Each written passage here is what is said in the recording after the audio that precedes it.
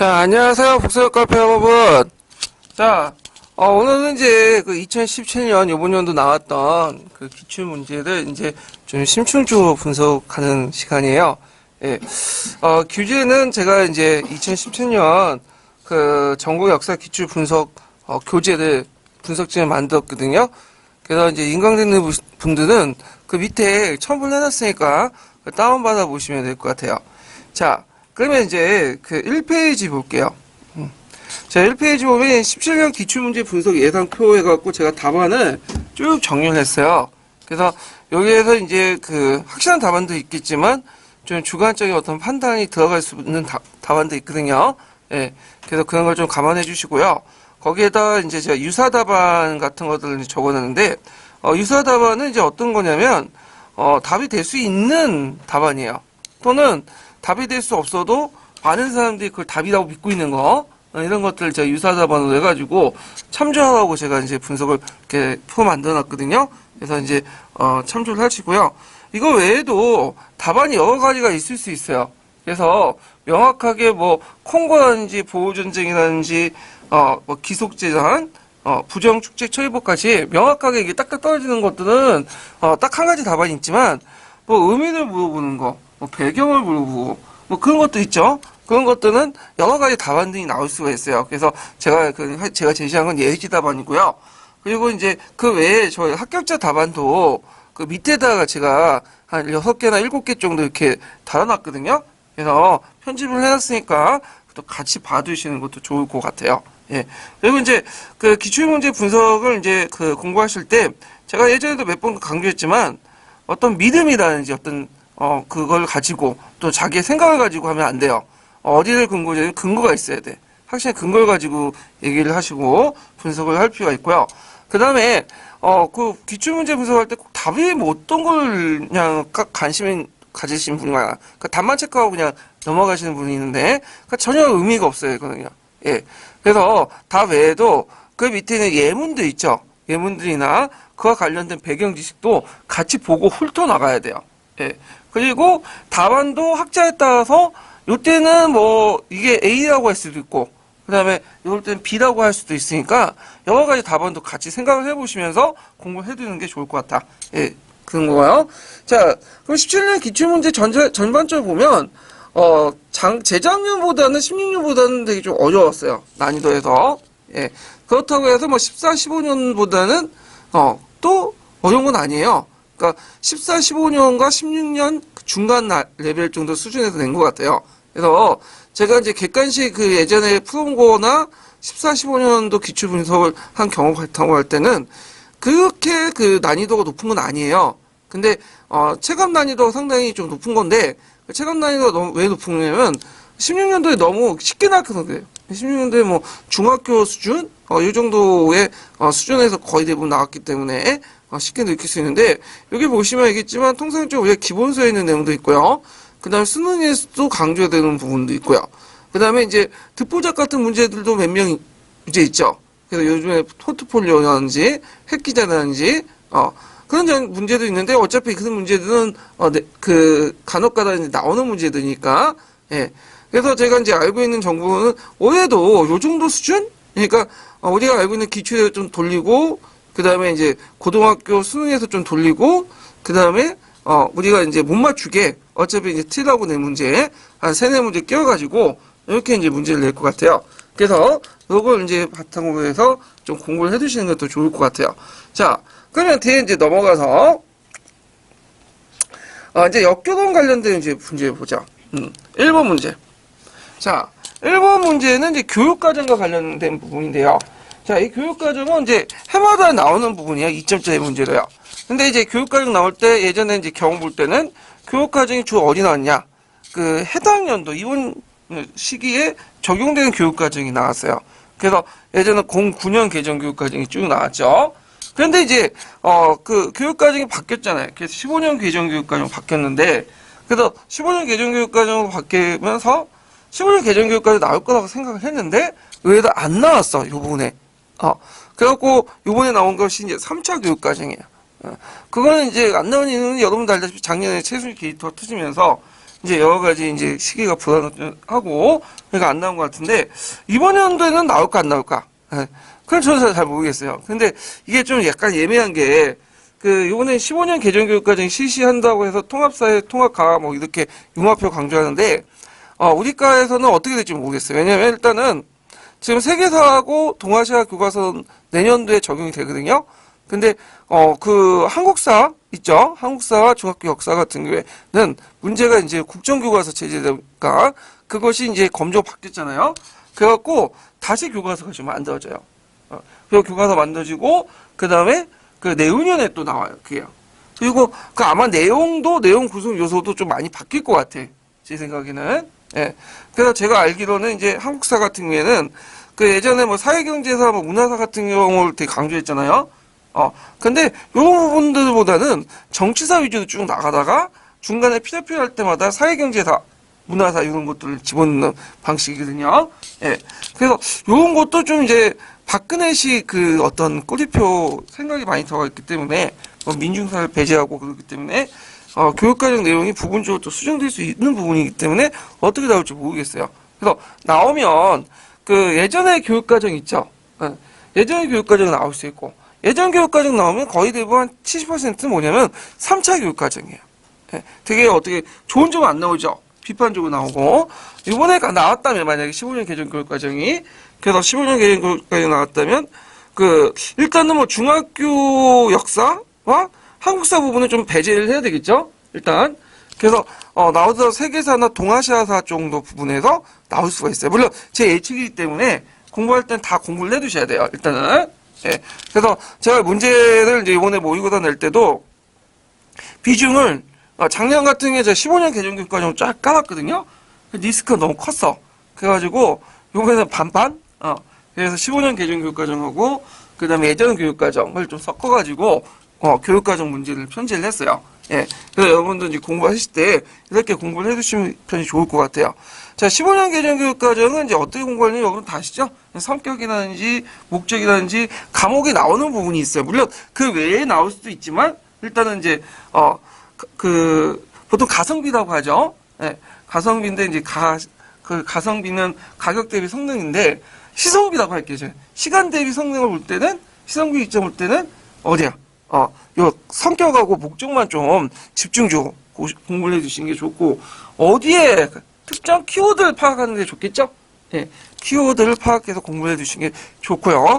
그 다음에 이제 여기 이제 전에 있는 교육과정 부분은 저도 여러분도 알다시피 파란 책 있죠? 파란 책.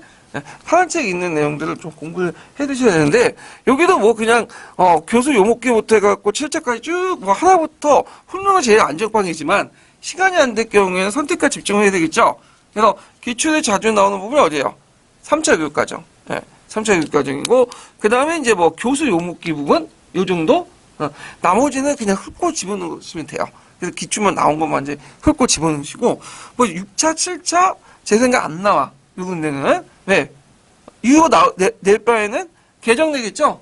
예, 그래서 요런 것들은 좀 거쳐서 5차, 6차, 7차 좀 빼고, 교수 요목기, 그 다음에 3차 교육과정? 이렇게 좀 공부를 해두시면 되고, 그 다음 각 교육과정마다 교과서 편제, 변화 과정도 있죠? 이런 것도 같이 공부를 해두시는 게 좋을 것 같아요.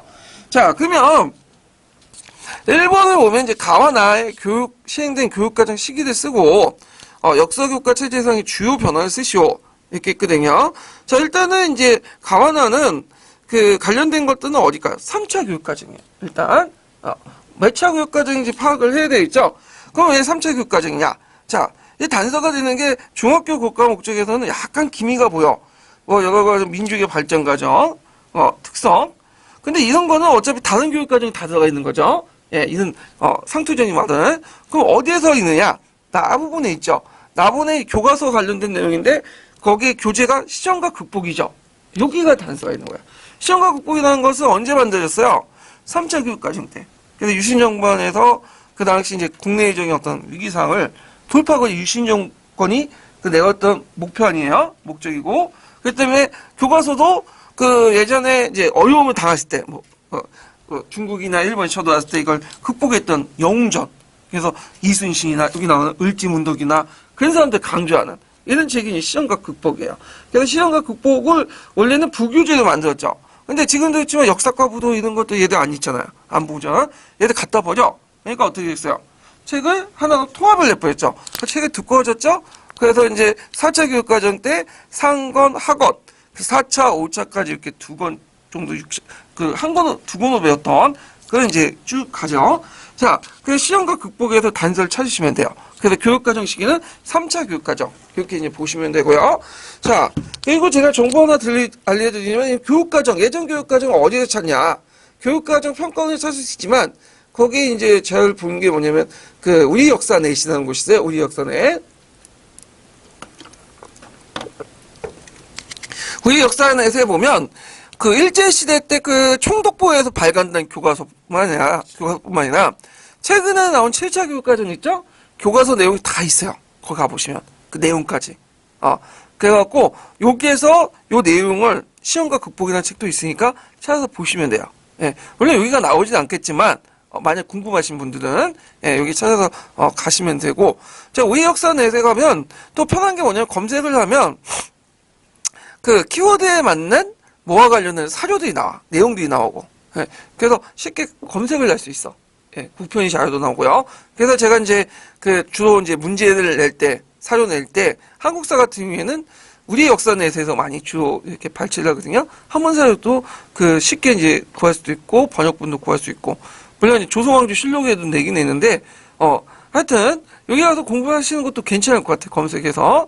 자, 그러면 이제 쫙 볼게요. 자, 그래서 이제 이 시험과 극복이라는 책을 통해서 우리가 3차 교육과정이라는 걸 알 수 있죠. 그러면 이제 두 번째 문제가 뭐예요? 역사교과 책에 대한 중요한 변화를 쓰시오. 이렇게 있어. 그럼 여기에서 키워드를 물어보는 거 잘 찾으셔야 돼요. 자, 여기 교과죠, 교과. 역사교과. 역사교과인데, 요건 과목하고는 좀 다른 거야. 교과와 과목은. 그거 아시죠? 자, 역사교과와 과목이 왜 다르냐. 과목이라는 건 우리가 알다시피 이제 교육과정상 어떤 이제 학문적인 체계의 단위를 말하죠. 사회문화, 그다음 정치, 경제, 그다음 법과 사회, 그다음에 세계사, 동아시아사 이렇게 이제 어떤 체계적인 학문의 단위를 말하는 거고, 그다음에 이제 여기에서 교과가 뭐죠? 이런 과목들을 어떤 교육 과정상 편지한 기준을 말해요. 그러니까 우리가 사회과, 과학과, 그다음에 뭐 윤리과 등등 있었잖아요. 그리고 이런 기준들은 항상 교육 과정의 변천에 따라서 바뀌어요. 예. 그래갖고, 요런 것도 있어요. 예를 들어갖고, 예전엔 7차 교육과정에는 윤리과가 독립돼 있었죠. 근데 개정도 또 어떻게 해요? 윤리과가 사회과 들어오잖아요? 그런 식으로. 이렇게 교과는 막 바뀌어. 그럼 여기서 물어보는 건 과목을 물어보는 게 아니라 뭘 물어보는 거죠? 교과를 물어보는 거예요. 구분하셔야 돼요. 그래서 이제, 그럼 어떻게 답을 이제 하겠어요? 사회과에서 국사과가 떨어져 나서 독립교과가 되죠.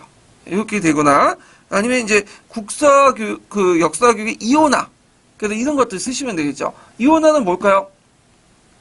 자, 국사과가 독립되고, 그 다음에 세계사는 사회과 안에 들어가 있는 거죠. 이런 이원화 과정이 3차 교육과정부터 해서 5차 교육과정 쭉 지속이 되죠. 예. 그래갖고 이제 요 내용들 좀 기억을 해 두시면 될 것 같아요. 예. 그래서 이렇게 이제 공부를 해 두시면 되고요. 자, 그 다음에 뒤에 넘어가서 2번을 보죠. 2번. 자, 2번은 이제 뭐와 관련된 부분이냐면, 한국 고대사와 관련된 부분이에요. 한국 고대사. 예. 자, 한국 고대사 보는데, 한국 고대사 부분도 매년 한 문제씩 나오죠. 예. 그래서 고대사 나오면, 최근에 이제 여기 쭉 분석을 해보면, 정치사 부분에서 많이 나와요. 정치사. 예. 그래서 이제 예전에는 뭐 구석기, 신석기, 뭐 청동기, 그 다음에 또 뭐 사회문화사, 이런 거에서 좀 나왔죠. 근데 최근에 나온 게 거의 제일 정치사고, 그래서 뭐 약간 경제사 좀 나온 게 장보와 관련된 내용도 있죠. 예. 그래서 정치사 위주로 공부를 해 두시는 게 좋을 것 같아요. 그래서 이제 예전에는 뭐, 상고시대라 해가지고 뭐 구석기, 신석기, 청동기가 뭐가 있었느냐. 이걸 외우고, 빗살무늬도 뭐 토기가 어떻게 전파했고, 세식이 한 개 나와 있는 거, 그 달달 외우고 있었는데, 그런 거 외우면 이렇게 떨어지는 거야. 예. 그래서 정치사 위주로 공부를 해주시면 되고요. 자, 이 부분은 좀 이제 쉽게 접근하면 쉽게 풀 수 있는데, 또 어렵게 접근하면 되게 어렵게 풀 수 있는 부분이야. 예. 자, 여기가 나온 게 삼국지 위지동의전과 관련된 내용인데요. 삼국지 위지동의전에 이제 문제 사료에 나오는 이의문환삼이 있어. 이이모. 이이모는 누구냐면 고구려 10대 왕이었던 산사왕이에요. 산사왕. 그리고 이제 삼국사기에서는 그 이름을 시라고 하는 걸 여우라고 하죠. 여우. 그래서 이제 그 있고, 누구의 동생이죠? 누구의 동생이야? 그 앞에 고구청왕이 있었죠? 고구청왕의 동생이죠. 원래 이제 그 앞에 있었던 그 8장 신대왕에는 그 4명의 아들이 있었어요. 남무, 발기, 연우, 개수. 기록상에 보면. 그 중에 남무가 이제 고구청왕이 되고, 그 다음 두 번째 아들이 발기와 세 번째 아들이 연우가 되죠. 그래서 이제 고구청왕이 누구하고 결혼했죠? 그 당시 우씨하고 결혼했죠. 그래서 그 연나부 출신 우씨하고 결혼을 하죠. 그래갖고, 근데 이제 그 고구청이 아들 없이 죽으니까 그 아들, 그 직위는 동생한테 돌아가잖아요. 그래서 연호가 이제 고구청왕이 죽자 그 죽음을 알리는 걸 막고 누구한테 먼저 찾아갔냐면 발기한테 찾아갔어요. 근데 발기는 뭐야? 내쫓았죠. 어디 아녀자가 이렇게 밤에 쏘다다니냐. 그래서 내쫓고. 어차피 발기 입장 할 때는 고구청에 죽어봤자 중중 자기가 너무 투니까 왕이 되니까 뭐 그렇게 신경 안 썼겠죠. 근데 세 번째 연우 찾아갔죠. 그 동생이었던. 근데 연우는 오히려 따뜻하게 맞아주면서 맥족도 대접해주고 고기도 같이 썰어주고 그 다음에 뭐야 이렇게 손도 베고 뭐 등등 해갖고 그날 하룻밤을 지내고 들어와서 이 사람을 왕위로 앉힌 거잖아요. 그래서 이 사람이 누구냐면 산사왕이 되고. 그러니까 이게 발기가 이제 열이 받아갖고 이제 뭐냐면 그 공성씨 그 군대에 끌고 가서 싸우다가 죽게 되잖아요. 자살하고. 자, 그 내용이 삼국사기에 있는데, 이에 반해서 이제 삼국지 동의전은 좀 약간 잘못돼 있어. 그 사실관계가요. 예. 그래갖고 이제 거기 보면 이제 그 아들이 2명 있었다는데 아들 2명 있는 거야? 4명 있었고요. 삼국사기에 보면. 오늘 왜 이렇게 빨리 오셨어요? 자, 그 다음에 그 장자가 발기가 아니라 오히려 두 번째 아들이 발기예요. 세 번째가 이이무고 이렇게 했는데 요 기록은 좀 약간 삼국지 동의전 잘못된 기록이에요. 그래서 삼국사기의 기록이 좀 뭐냐면 학자들이 맞다 이렇게 보고 있어요. 그러면 이제 여기에서 이제 문제를 볼 게 뭐냐면 이이모, 그러니까 산사왕이 지금 소재지에서 국을 새롭게 만들었다. 이렇게 했는데 그러면 일단은 그 이이모가 이제 그 국을 새롭게 만든다면 왕위 계승 방식부터 문제 얘기하죠. 이게 좀 쉬우니까. 자, 요거는 쉽게 답이 나와요. 산사왕 다음에 아들이 누구죠? 동청왕이죠. 동청왕이에요. 이 동청왕은 산사왕하고 그 당시 이제 우씨하고 결혼해갖고 낳은 아들이 아니에요. 이 사람은. 우씨는 아들이 없었어. 그 사에. 그래가지고 이제 아들 찾지 못하다가 그 당시 이제 그 죽창통에서 가서 죽창통 여인을 만나가지고 아들을 낳았죠. 이게 뭐냐면 동청왕이에요. 동청왕. 그래서 이제 산상왕에서 동청왕까지 뭐가 되는 거야? 부자상속이 되죠. 부자상속. 예전에 무슨 상속이었죠? 주로 형제상속이야. 형제상속, 마리 형사 상속이 실제로 이제 각 부족끼리 돌아가면서 왕이 되는 걸 얘기한 건데, 그러면 통론에는 고청왕 때 우리가 알고 있는 형제상속이 뭐가 됐다고 했죠? 부자상속으로 바뀌었다. 이렇게 돼 있잖아. 그럼 어떻게 설명할 것이냐? 물론 그 원칙은 그 고구청왕 때 정했지만 실제 적용은 언제 됐다? 요 산상왕 때 됐어요. 왜냐면 고구청왕은 아들이 없었기 때문에 실제로 이 사람은 아들 없었기 때문에 당연히 이건 어쩔 수 없이 왜요? 그 동생한테 넘어갈 수밖에 없는 거잖아요. 예. 그래서 실제 적용은 이제 산상왕에서 이렇게 동청왕까지 부자상속이 됐다. 이렇게 좀 기억을 해 두시면 될 것 같아요. 요거는요. 이 문제는 그렇게 이제 어려운 문제는 아니에요. 그러면 이제 문제는 지금 소재지가 어디냐? 이게 이제 문제야. 먼저 이제 볼 게 출처를 봐야 돼요. 출처. 뭔가 단서를 찾으려면 내용을 보는 것도 있지만 출처를 일단 봐야 돼. 뭐가 출처죠? 삼국지 동의전이죠. 삼국지 동의전 나간주 있었다고 쓰시면 안 되죠. 누구죠? 삼국지 위지동의전. 삼국지 원래 삼국지는 진수가 썼죠. 진수가. 그럼 진수가 살았던 시대가 언제 때냐? 이걸 봐야 되겠죠. 이때는 진수 위나라 때 사람이에요. 그때 3세기 그 중엽에서 후엽까지 활동했던 사람이야. 그럼 3세기 중엽에서 후엽까지 활동했던 그 사람인데 그때 3세기 중엽에 소재지가 어디였냐면 삼국사기에 뭐라고 나와있냐면 교차 분석을 하면 이렇게 돼 있어요. 산사왕 때 수도를 어디로 옮겼다? 한도산성으로 옮겼다. 이렇게 돼 있어요. 그러면 지금 소재지는 당연히 뭐가 되겠어요? 한도산성이 되겠죠. 한도산성. 물론 이렇게 하면 삼국사에 맞다는 걸 얘기하는 건데, 문제는 이거에 대해서 학자들이 100% 인정하냐? 그것도 아니야. 왜냐면, 고대사, 특히 상고사 같은 경우에는, 특히 우리나라 내문학 이전의 기록이 있잖아요? 그 이전에 4세기 이전의 기록은 학자들이 삼국사 기록을 못 믿어. 왜? 이거 예전에 구전되었던 걸 뭐냐면, 그대로 받아 적거나, 그런 것들이 되게 많기 때문에 못 믿겠다. 그러면 다른 기록을 교차 분석을 하거나, 아니면 어떻게 되겠어요?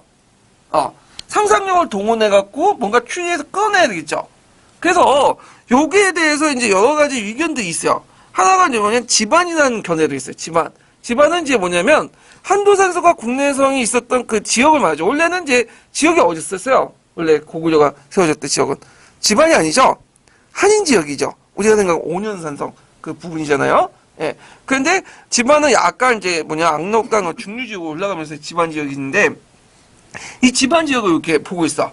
그게 왜 그러냐면 우리가 이제 그 국내성으로 이렇게 천도한 거, 그러니까 지반으로 천도한 거는 언제 때로 보죠? 삼국사계는 유리왕 때 보죠. 근데 그게 안 맞아, 앞뒤가. 왜 안 맞느냐? 유리왕은 고시가 아니에요. 뭐죠? 해시죠. 예. 그러면 이 사람은 그 계도부 출신이 아니라 그 전에 있었던 무슨 출신? 손오부 출신이야. 근데 손오부에는 뭐라고 하냐면 비로부라고 하거든요. 비로부. 그리고 이들은 어디에서? 비로수에 살고 있죠. 여기도 나와 있지만, 예. 그래서 그 비로부에 살고 있는 비로부들이 그 당연히 자기 한인 지역에 수도를 하지. 왜 자기 그 집안 지역으로 이동했겠느냐? 유리왕 때. 그건 뭐냐면 이건 잘못된 기사다. 편년이 좀 잘못됐다. 전에 후에 있는 기사들을 앞에 땡겼었다. 학자들 이렇게 보는 학자들이 있어요. 예. 그 부정학자들이 있는데 그럼 언제 옮겼냐? 그럼 언제 옮겼냐면 요때 옮겼다는 거죠. 요 삼국지 위지동이 좀 분석을 해보니까 여기 쭉 보면 그 발기가 부처여 국인들이 이임을 세웠는데 발기가 형이 되지 못하여 원망하여 손오부 세력과 함께 공소강의 학벌 비루수가에 거주했다. 이 말 있죠. 여기에서 이제 손오부가 비루수에 거주했건 이때까지는 비로부가 중심이었는데 여기에서 이임모가 여기가 안 되니까 이제 수도 옮긴 거 아니에요. 비로부가. 그냥 어디 옮긴 거야? 집안 옮긴 거죠. 그 다음 단계. 그래서 국을 새롭게 만들었다. 이것은 종전의 손오부 중심의 국가가 아니라 어떤 중심 국가로? 계도부 중심의 국가로 바뀌었다. 그래서 수도를 그 당시 이제 우리가 알고 있기로는 유리왕 때 국내에서 옮긴 게 아니라 요때 언제 뭘로 옮겼냐? 한도산속으로 이렇게 천도를 해갖고 옮겼다. 집안으로. 그래서 집안도 답이 될 수 있다. 이렇게 이제 얘기를 하고 있어요. 국내성은 나중에 만들어진 거고. 그러니까 이제 그 국내성이 먼저 만들어지고 한도산성이 그게 만들어진 게 아니라 한도산성이 먼저 만들어지고 그래서 국내에서 만들었다. 왜냐하면 유리한 기사를 이렇게 제공을 하면 국내에서 수축 기사가 그 뒤에 또 나오거든요. 그래서 이제 이렇게 해석하는 사람도 있어요. 예. 근데 이제 또 이제 다른 식으로 해석하시는 분이 있는데 최근에 이제 뭐냐면 국내성이라고 주장하는 사람도 있어. 국내성. 예. 최근에 견해에게 이거는 이제 문헌학으로 이제 분석한 게 아니라 저도 고고학적인 성과를 바탕으로 한 거야. 이분들 이제 지금 한국 교원대 이제 교대사 그 교수들이 되게 많은데 이분들이 이제 중국에 초청을 받아가지고 국내에선 유적지를 발굴 조사를 했어요. 그래서 중국 측이 왜 같이 이렇게 발굴 조사했는지 잘 모르겠는데 왜냐면 주로 한국인 학자들은 안 띄워주거든. 근데 이제 발굴 조사해보니까 새로운 사실을 한 거야. 우리가 이제 고구려 같은 경우에는 우리가 산성 무슨 체제였죠? 평균선 체제라고 했죠? 그래서 여기 지역도 그러니까 이제 그 지방 지역도 그 평균선 체제에서는 뭐가 있는 거야? 국내성이 있고 그냥 산성에서 뭐가 있어? 한도산성이 있죠? 네, 이렇게 이제 인식하고 있잖아요, 우리가. 근데 그게 아니라는 거죠. 이 발굴 조사를 해보니까 여기 보니까 이제 딱 보니까 산성장 산성이라는 곳이 이제 그 당시 이제 국내성이라고 보고 있는데 그걸 발굴을 해보니까 내성이 국내성이고 외성이 뭐가죠? 한도산성이에요. 그러니까 똑같은 성인데 명칭만 내성이나 외성에 따라 각각 달리 불려진다. 이렇게 이제 얘기를 하고 있는 거야. 그러면 당연히 한도산성 플러스 뭐가 되는 거야? 플러스 이꼬로 국내성이 되는 거죠. 그럼 당연히 여기는 뭐가 되는 거야? 국내성이 되는 거죠. 이렇게 이제 주장을 하는데 요번에 최근 많이 부각이 되고 있어요. 그래서 여기 출제 교수님도 원래 고구려 그 교수님이 아니라 부요 고조선 그 전공 교수님하고 해요. 그래서 자기가 보던 삼국지 위지론에서 자기 전공이 아닌 문제를 내다 보니까 이런 문제를 낸 것 같은데 그래서 처음에는 뭐 국내에서 답을 달았다고 했는데, 보니까 그 딱 답안을 이제 채점을 하고 보니까 한도산성이 좀 있고, 학계 통로는 국내성이 아니에요. 한도산성이지. 그러다 보니까 이제 한도산성도 같이 맞게 해줬다. 뭐 그런 설이 있어요. 그 얘기가. 예. 그래갖고 있는데, 요거는 다음 문제 나올 때 아마 그 교수님이 모르고 다른 분이 두고 여기를 전공하신 분들이 들어올 때는 한도산성이 답이 되게 많아요. 왜냐면 통론 국내 학계 통론에는 한도산성이 주고, 그리고 국내에서 의견 주장을 하신 분들이 좀 문제가 있는 게 뭐냐면 이게 동북공정하고 관련돼 있거든요.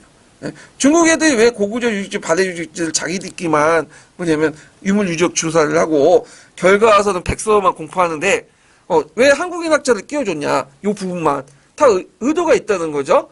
왜냐면 이런 것들을 끼워주면서 어떤 걸 보여주기 위해서 고구려의 수도도 나성 체제자. 그러니까 장안성 유해 이전부터 나성 체제이기 때문에 나성은 뭐죠? 중국식 성체제자. 그러니까 당연히 고구려도 중국의 영향을 받은 지방 정권이다. 뭐 이런 것을 이제 강조하기 위해서 이제 이런 것들을 이제 할 수도 있어요. 왜냐면 자기가 보여주고 싶은 데만 보여줄 수 있는 거잖아요. 유물조사실 같은 경우에는.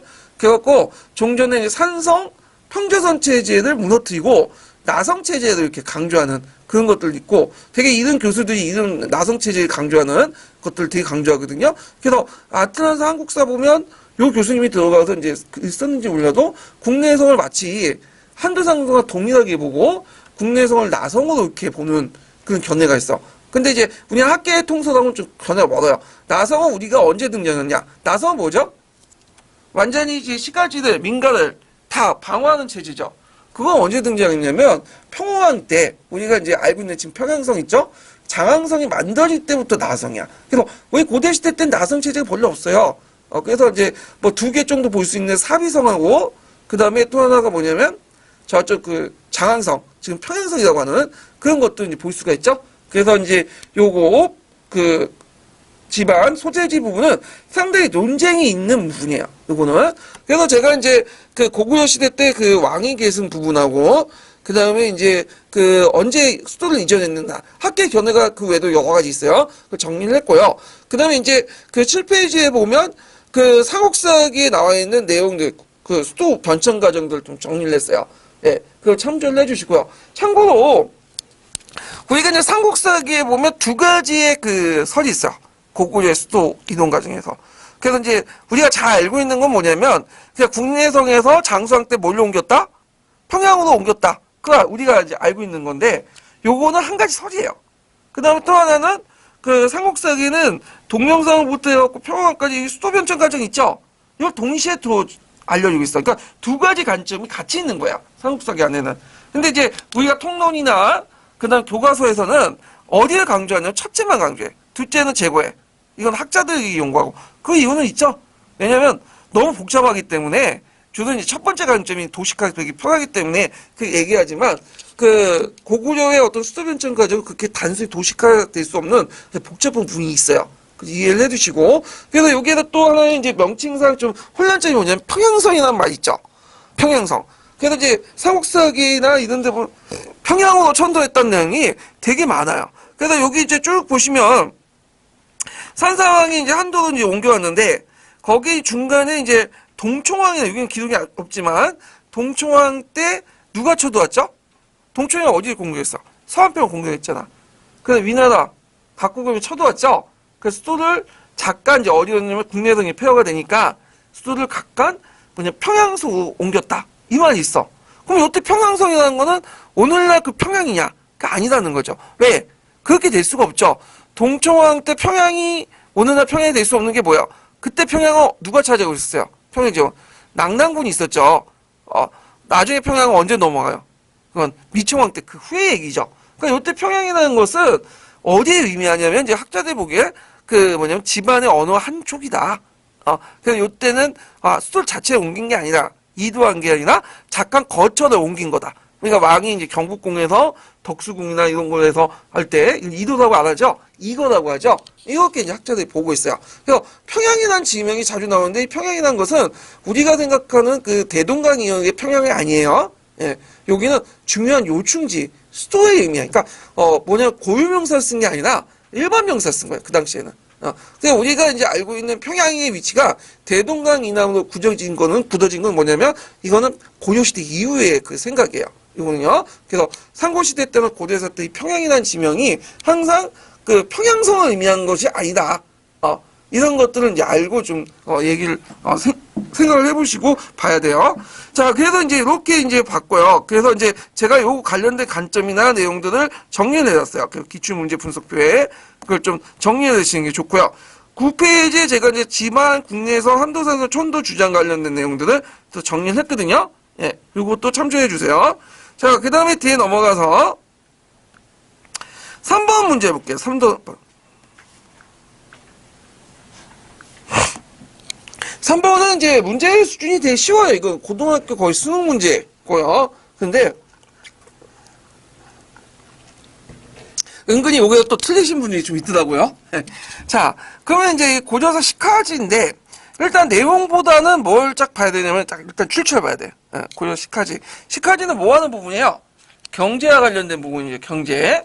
자, 그러면 왕이 명령하기를 쭉 얘기를 한원궁의 상선을 살펴보기 사람을 편하게 하고 이를 유의하려면 뭐든지 예법에 따라 항상 일관성 있게 해야 되는데 지금 왕께서는 전왕이 돈을 처음 만들게 사용했던 걸 계승하시고 축포 사용을 금지하고 백성을 노력하게 하시니 있는데 여기에 단서가 되는 게 뭘까요? 돈을 처음 사용하겠다. 우리나라 그 고려사에서 최초로 사용했던 화폐 이건 교과서 지식을 이용해야겠죠. 뭐죠? 건원중보죠. 그래서 건원중보가 뭐야? 이렇게 하시는 분도 있을 것 같고 제가 여기에다 그 사진을 발췌해놨어. 예, 건원중보. 잘생겼죠? 예. 자, 때깔도 좋아. 예. 이거 후에 만들어진 거고 실제는 이제 지금은 건원중보 있긴 있는데 녹서가지고 지금 예. 자, 하여튼 건원중보 여기는 철전이 아니라 동전처럼 생겼네요. 예. 근데 실제 건원중보는 철전이에요. 철전이고 약간 뭐냐면 동전도 만들어졌다는데 기본적으로 철전이야. 예. 그래서 그 당시 처진 많이 나왔어. 특히 쓸모없는 고출들. 왜 그럴까요? 후삼국 시대 때 전쟁하냐고 창인이 뭐 칼이니 이런 병기들 많이 만들었잖아. 그러니까 그걸 녹여서 뭘로 만들었죠? 이런 동전이라든지 철전이라든지 그 다음에 또 우리가 이제 알고 있는 불상 같은 철상 같은 것들 철불상을 만들었죠. 예. 자, 하여튼 여기에 성종 때 발행한 권원중보라는 것들을 이제 우리가 알 수 있고 그러면 요때 고려 초기 때 좀 민간에 사용했던 건 뭐냐? 여기 뒤에는 추포라는 게 있어요. 추포라는 건 뭐냐면 그때는 이제 면포가 없었죠. 삼배죠, 주로. 삼배 중에 거친 부분을 사용한 건데 주로 이제 속옷을 이제 입을 때 주로 사용했던 것이 추포예요. 그래서 이제 요런 것들 화폐 대용으로 사용했어요. 예. 근데 성종이 이제 즉위하자 그 당시 이제 여러 가지 목적이 있겠지만 화폐 발행을 통해서 중앙 집권을 강화하고 그 다음에 이제 군사력 강화를 제정하고 그리고 이 선종이 제일 좋아했던 나라가 어떤 나라야? 중국이잖아. 근데 중국이 그 당시 송나라였죠. 송나라 동전을 많이 사용했죠. 화폐를 많이 사용했잖아. 그러니까 이런 것들 영향을 받아갖고 그러니까 우리가 이제 어렵게 하풍이죠. 중국풍의 하풍에 영향을 받아갖고 만든 것이 건원중보야. 예. 근데 이 건원중보가 상당히 불편해. 왜냐면 그 당시에는 상품화폐 경제가 그렇게 발달하지 못했어요. 그런 과정에서 이제 건원중보를 하니까 그리고 예전에 사용했던 추포를 표하고 그걸 사용하니까 당연히 뭐야? 불편하겠죠? 그러니까 다음 단계 그 목종 때 그 아까 얘기한 누가 건의해봐서 한원공이 상소 올려서 이걸 폐지하고 예전처럼 뭘 사용하자? 추포 사용하자. 그 내용을 한 거야. 그러면 한원공이라는 사람은 어떤 사람이냐? 이 사람은 목종 때 집권생이 누구죠? 육두풍이 아니라 이들은 그 패서 출신이죠. 그러니까 패서 출신자야. 코적 출신이죠. 그러니까 이 사람은 이제 하풍보다는 우리나라 고유의 풍인 뭘 강조해? 토풍을 강조하죠. 그러니까 예전에 우리는 뭘 사용했다? 추포를 사용했으니까 중국식 어떤 화폐제도 없애고 추포로 돌아가자. 그 내용이에요. 자, 그래서 이제 요 내용도 좀 기억을 해두시면 되고요. 그 후에도 또 한 번에 이제 성종 이후에도 이제 뭐냐면 숙종 때 또 한 번 사용되기 시작했죠. 오히려 여기가 더 중요한 건데 숙종 때 그 의천이 있죠. 의천이 이제 송나라 갖고 화폐제도가 때 뛰어난 거 알고 그래갖고 이제 뭐냐면 화폐를 사용하지 않아 의견 올려놔서 주전도감을 만들어가지고 뭐야 화폐를 발행했잖아요. 그래갖고 이제 숙종 때 같은 경우에는 이제 그 뭐냐면 동국 통보라든지 동국 중보, 해동원보 등등등 여러 화폐들 이제 발행했는데, 그래서 이제 제가 화폐 발행 내용을 쭉 여기 정리해놨거든요. 숙종 때 많이 발행했죠. 예. 그래갖고 이 내용들 좀 기억을 해두시면 될 것 같아요. 근데 이제 물론 숙종 때는 그 앞에 성종 때보다는 약간 상품화폐 경제가 발달을 했어요. 예. 그래갖고 이제 그걸 통해서 이제 뭐냐면 화폐를 발행해서 중앙정부가 이제 경제를 장악하려고 했던 것도 있었는데, 물론 이제 이런 화폐들은 성종 때 권은중부보다는 뭐예요? 널리 확대는 됐죠. 근데 한계가 있어. 아직까지는 뭐죠? 상품화폐 경제예요. 그래서 상품화폐 경제이기 때문에 주로 발달하지 못했기 때문에 주로 어디만 하냐면 상품화폐 경제가 발달한 개경 중심으로만 이렇게 널리 보급됐다. 이렇게 좀 기억을 해주시면 되고, 그래서 이제 요런 그 정책들, 화폐가 발행을 해서 국가가 경제에 직접 개입을 하려는 그런 것들은 조선시대는 안 보이는 정책들이죠. 물론 조선 초기 때 약간 보이긴 하지만 대개 전반적으로 조선 때는 유교 국가이기 때문에 개입을 잘 안 하려고 했죠. 근데 고려에서는 이런 것들을 하려고 했다. 그래서 고려 같은 경우에는 중농도 했지만 또 뭐냐면 중상도 했던 국가예요. 억상 정책이 아니에요. 그래서 상업을 상당히 중요시 여겼어요. 상업을 왜 중요시 여겼을까요? 고려에서는 일단 왕건 자체가 집안이 뭐죠? 상인 출신이잖아. 그래서 마호메트도 상업을 강조했죠. 왜? 상인 출신이잖아. 코드가 비슷하죠? 예. 그래서 상업을 중요시 여겼다. 예. 이렇게 좀 기억을 해주시면 되고, 그러면 우리가 이제 화폐가 일반화되기 시작한 건 이제 무슨 화폐를 통해서? 그 당시 이제 조선 후기 때 숙종 때 발행된 상평통보 엽전이라는 걸 통해서 일반화됐죠. 이렇게 이제 기억을 해두시면 되는데, 그 고려시대 화폐와 관련된 부분은 그 수능에도 많이 나와요. 그리고 그 교과서에도 학국사에서 되게 강조되는 부분이거든요. 그래서 찾아서 좀 공부를 해두시는 게 좋을 것 같아요. 제가 이제 기출 이렇게 분석을 한 것도 제가 이제 그 국편이 있는 내용들 있죠. 그런 거와 교과서에 있는 내용들 좀 종합해가지고 이렇게 이제 정리를 해놨어요. 자, 그 다음에 뒤에 넘어가서 4번을 보죠. 4번. 자, 4번과 관련된 내용은 이제 구한말 관련된 부분인데, 자, 거기에 이제 그 다음 내용을 결의한 지폐를 명시해 쓰고 가에 들어갈 말을 쓰시오. 문제 난이도 그렇게 어렵진 않아요. 예, 그래서 이제 고등학교 정도만 아셔도 이제 수준이 다 풀 수 있는 건데, 요 문제 사료는 많이 봐왔죠? 예, 예전에 기출 예문에도 나왔던 독립협회와 간민공동회 발표한 뭐죠? 헌의육조예요. 헌의육조. 그러면 요때 결의한 지폐를 뭐라고 쓰시면 되겠어요? 예, 간민공동회 이렇게 쓰시면 돼요. 예, 그래서 어떤 분은 만민공동회도 답이 아니냐. 물론 넓게 보면 만민공동회 답일 수 있어요. 왜냐하면 그 만민공동회 일종의 그게 뭐겠죠? 간민공동회죠. 그러니까 간민공동, 만민공동회가 마치 대립처럼 이렇게 뿌셈에서는 기록되어 있는데 어떤 일부 교과서에서는 그게 아니라 만민공동회에다가 마지막에 이제 관리를 모셔다 같이 했던 게 뭐예요? 간민공동회예요. 예, 그냥 1단으로 보시면 돼요. 그래서 마치 이제 뿌셈에서는 뭐 만민공동회는 뭐 그 서재필을 따르는 사람, 그 다음에 이제 그 간민공은 난공을 따르는 사람, 이런 식으로 해놓고는 뭐 만민공동회는 이평군주제, 그 다음에 이제 간민공동회는 전제군주제 이렇게 얘기하고, 그 옆에 뭐 1조 같은 경우는 전제왕권을 공고해야 한다. 그렇게 이제 이렇게 해서 마치 이것의 전제왕권을 지향한 것처럼 이렇게 기술한 거지만 실제로 이건 좀 잘못된 기술이야. 대부분 책들 다른 교과서 보면 전제왕권이라고 얘기한 적 없어. 다 뭐라고 나왔죠? 이평왕정을 지지한다. 이평군주. 왜냐하면 1조 보면 아니야. 1조는 어떤 상징적인 거야. 지금 그 인도에 보면 대통령이 이제 요번에 대통령이 불가촌 천민이 대통령이 됐거든요. 그렇다고 해서 인도의 카스트가 없어져요? 아니죠. 상징적인 내용을 보면 안 돼요. 항상 그 진실은 어디에 숨겨 있냐면 강론에 숨겨 있어. 2조부터 얘기해야죠. 자, 2조, 3조, 4조, 5조 다 그 내용들 보시면 알겠지만 뭐와 관련된 거야? 왕권을 견제하는 거예요. 왕권을 명확히 명시해갖고 그 뭐냐면 이들에게 그 어떤 힘을 불어준 게 아니라 왕권에, 그러면 당연히 이평군주제 지향을 한 거겠죠. 그럼 이평군주제 지향하는 입장에서 당연히 뭐라는 기관이 필요해? 의회라는 기관, 의회, 서양식 의회. 그래서 서양식 의회를 당장 만들긴 좀 힘드니까, 그래서 이제 그때 간민공동회에서 이제 유경 과정에서 통과시킨 게 뭐냐면 중추원이죠. 가에 들어갈 중추원. 자, 그러면 중추원은 어떤 기관이냐? 중추원 예전에도 있었어요. 뭐 고려시대도 중초는 있었고, 그 다음에 이제 조선시대도 있었죠? 쭉 있었어. 일제시대 중초는 있었잖아. 근데 요거는 이제 중초원이 아니라, 요즘 중초원이 아니라 그 전에 있는 건, 요게 중초원은 의회와 비슷한 예비의회 같은 비슷한 기구예요. 그래서 자의국하고, 그 다음에, 우리가 이제 자정원 같은 기구 있죠? 예비 입헌기구. 그런 건 이제 비슷한 기구다. 이렇게 좀 기억을 해 두시면 돼요. 그래서 이제 중초원은 어떻게 구성되어 있냐면, 그 간선위원과, 민선위원으로 구성되어 있죠? 그러니까 이제 중초원 신간제 그 내용에 보면, 그래서 중초원은 50명 중에 반수는 황제와 정부가 임명하고요. 그 다음 반에서는 민간이 임명해. 인민협회가. 근데 이제 인민협회가 만들어지기 전까지는 독립협회가 실제로 대신하기로 돼 있어요.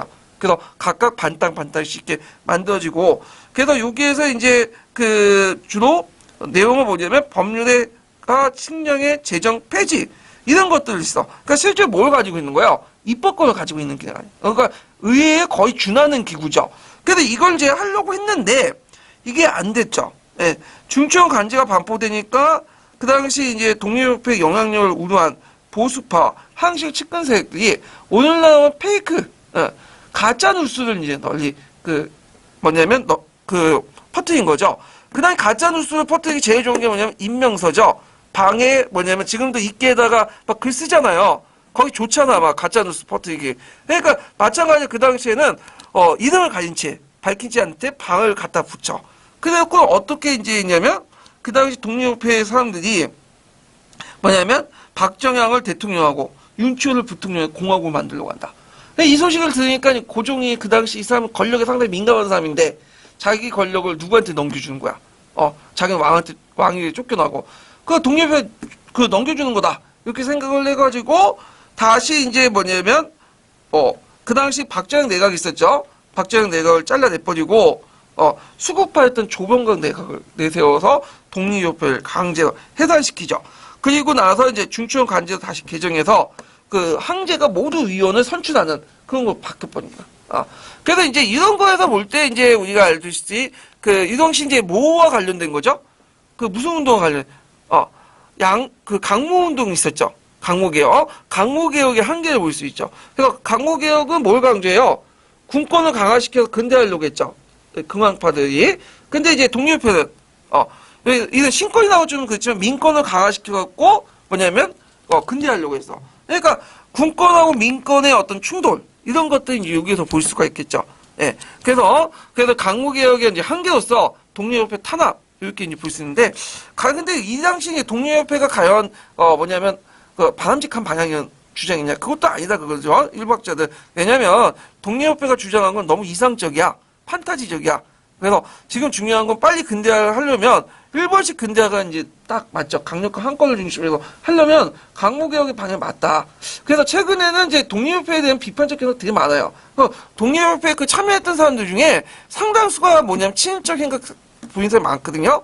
그래서 그 임용에서는 그 뭐냐면 독립협회 문제들이 거의 안 나왔어요. 나와도 뭐 단독 문제보다는 좀 약간 꼼살 껴가지고 나왔는데 요번에 의외로 이제 뭐냐면 독립협회 문제가 나왔던 거예요. 작년에는 강모개혁 문제가 나왔는데 재작년에는.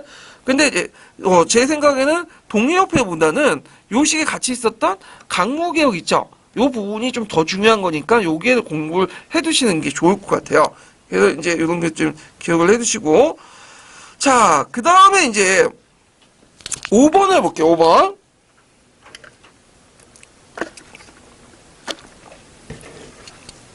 자, 5번은 이제, 당나라의 뭐냐면, 군사제도와 관련된 거죠. 예. 그래서 이제 여기 있는 건데, 이 당나라 군사제도 이게 아마 이게 제 출처를 안 적었는데, 신당선가 구당선가 그럴 거예요. 자, 하여튼, 그 당시 이제 일단 가에 들어갈 만은 부병이에요, 부병. 그래서 여기 내 사료 내용을 보면 예전에 부병제의 어떤 문제점에 대해서 쭉 얘기를 하고 있어요. 많이 생각돼 있지만. 그래서 부병제의 문제점은 뭐냐면 절충분한 거 있죠. 오늘날 말하면 예비군 훈련소 같은 거. 훈련소가 어디에만 집중돼 있냐면 하북 지역만 집중돼 있어. 그러다 보니까 주로 군역의 의무는 누가 짊어지는가? 하북 사람들이 짊어지죠. 강북 사람들이. 그러니까 이 사람들이 이제 더 이상 그걸 짊어지는 능력이 안 되니까. 왜냐면 그다음 자원제 확대되고 군전이 더 이상 쓸모가 없게 되죠. 그리고 그 당시에는 군역은 뭐예요? 자가 부담이잖아. 그러니까 이제 이 사람들이 도망쳐 나오죠. 그래서 어디 도망가요? 양증 하류. 이걸 뭐라고 해? 남이 형상이 나오고 이렇게 도망간 거를 뭐라고 하죠? 도라고 하죠. 그러니까 도가 이제 많이 발생되니까 이런 그 뭐냐면 군전제를 바탕으로 부병제가 더 이상 유지하기 어려운 거야. 그런데 윤량체를 계속 고수하려는 그 입장들이 계속 있기 때문에 국보가 모병제 넘어가진 않아요. 그래서 부병제에서 모병제 넘어간 그 가도기에 있었던 군사제도 중에 하나가 뭐냐면 학기제예요. 학기제. 예. 그래서 이제 이 학기제를 이제 쭉 보면 일단 그 당시에 가도기에 이제 군사체제를 변화보면 중앙군, 지방군, 병경방위체제에서 이제 살펴볼 수 있는데 중앙군 같은 경우에는 요 아까처럼 개원 11년에 뭐냐면 이제 당 헌종 때죠. 학기제를 줬어요. 그래서 학기병들은 비노를 중심으로 건장한 농민들을 선발해서 훈련시키고 일체 부역을 면제해 주는 거야. 그래서 예전에 약간만 세금을 면제해 주는데 완전히 면제해 줘요. 그래서 자기가 이제 군대에 가서 일정한 근무를 하면 그동안 그 집안은 세금을 안 내도 돼. 그런 식으로. 그러니까 이제 기본적으로 부병제지만 실제는 뭐죠? 모병제 성격이 있죠. 우리 식으로 따지면 내가 군대에 끌려갈 동안 우리 집안은 뭐야? 세금을 한 푼도 안 내도 돼. 좋죠? 이런 제도 상당히 도입을 할 필요가 있는데, 자, 그래서 이런 것도 있고, 그 다음에 이제 또 뭐냐면, 지방군 같은 경우에는 이제 지방에서 자체적으로 재원을 마련해서 일종의 그 당시 이제 그 건정한, 자제들 선발해서 농한계 군사훈련 시키고 그 치안을 담당한 다음에 이렇게 이제 통솔하는 그런 단련병 제도가 있어요. 오늘날 말하면 예비군, 항토예비군 제도 있죠. 그런 것도 있고. 그 다음에 이제 그 장전권하라 해서 이제 병경방이라는 거, 장전권하는 뭐냐면 장기적으로 근무하는 사병이란 뜻이야. 우리가 이제 군대 가면 단기가 있고 장기가 있잖아. 하사관이나 장교나. 그래서 이 사람들은 원래는 이제 병경방위도 원래는 뭐예요? 부병들이 이제 돌아가면서 윤번제를 했는데 이제 부병제가 안 되니까 이제 뭐냐면 그 오랑캐 출신 있죠. 싸움자는 오랑캐. 번장들을 이제 고용하고 오랑캐들 고용해갖고 얘네들 절도살인병이에요. 그래가지고 돈을 주고 고용하는 거야. 물론 예전에 돈을 주고 고용하는 부대도 있었어요. 근데 그게 이제 비중이 크진 않았거든요. 근데 요때 들어서는 비중이 크기 시작하고 이들 뭐라고 해요? 절도사라고 하죠. 예. 그래서 이들이 중심을 해갖고 나중에 안사이난 같은 게 일어나잖아요. 그래서 이렇게 중앙군, 지방군, 병경방위 체제에서 그 갑자기 우리가 이제 모병제 넘어가는 게 아니라 부병제 틀을 계속 유지하면서도 모병제의 어떤 요소를 받아들인 어떤 가독인 체제가 있었다. 그래서 여기 문제는 이는 가독인 체제에 일어난 학기제를 얘기를 하고 있다. 이거죠. 예. 근데 이제 이 중앙군도 이 학기제 체제가 무너지죠. 그리고 완전히 뭐예요, 이제는? 돈 주고 고용하는 그 체제가 있는데, 대표적인 게 이제 안사이난 이후에 등장했던 뭐야? 신체군이라는 군대 있죠? 이런 군대들은 이제 볼 수가 있죠. 예. 자, 그럼 이런 문제들을 누가 맞췄냐? 학기제. 제가 이제 그 답안을 다 보니까 거의 틀렸어. 거의. 그냥 물론 인명 게시판에 보면 학기제 맞히는 사람 한두 명 있다고 이렇게 얘기하고 있어요. 왜냐면 교수님 논문을 도와주다가 이 교수님이 학기제에 관심이 있어. 그래서 어떻게든 이제 알게 되는 그런 경우가 있는데, 그런 분들이 합격할 가능성이 별로 없어요, 또. 예. 그래서 이제 이런 것도 있는데, 잠깐만요.